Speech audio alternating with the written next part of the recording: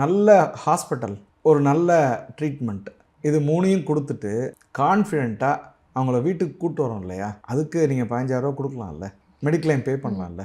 Most lovable ஒன்றை வந்து நம்ம வீட்டுக்கு கூப்பிட்டு வரோம். ஸோ அதனால் அது மெடிக்ளைம் வச்சு தான் சொந்த காசில் நீங்கள் பெஸ்ட்டு டாக்டரையோ பெஸ்ட்டு ஹாஸ்பிட்டலையோ தேடி போகிறதுக்கு பல நேரங்களில் முடியாது.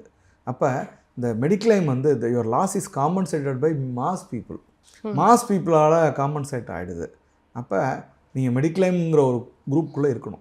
ஒன்று. ரெண்டாவது வந்து நான் பார்த்துருக்கேன் நிறைய இடத்துல, ஒரு பையனுக்கு அடிபட்டுருது, தலையில் அடிபட்டிருக்கு, எம்ஆர்ஐ ஸ்கேன் எடுக்க சொல்கிறாங்க, அதுக்கு 10,000 ஆகும்னா ஹஸ்பண்ட் ஒய்ஃப் ஒருத்தர் முகத்தை பார்த்துக்கிறாங்க. ஏன் 10,000 ரூபாய் பெருசா, பையன் பெருசா? கவிதை எழுத சொன்னால் நம்ம பையனை பற்றி எழுதலாம், பொண்ணை பற்றி எழுதலாம், எல்லாம் எழுதலாம். 10,000 பணம் வரும்போது ஒருத்தர் ஃபேஸை ஒருத்தர் பார்த்துக்கிறோம். அப்போ பணம் வரும்போது அடிபடுதில்ல எல்லாமே. ஸோ இது வந்து சிஸ்டம் வேறு, நம்மளோட அஃபெக்ஷன் வேறு. மெடிக்ளைம் வந்து ஒரு சிஸ்டம். அஃபெக்ஷனுங்கிறது அது என்றைக்கும் அழியாதது. அதையும் இதையும் போட்டு மெர்ஜ் பண்ண வேணாம்.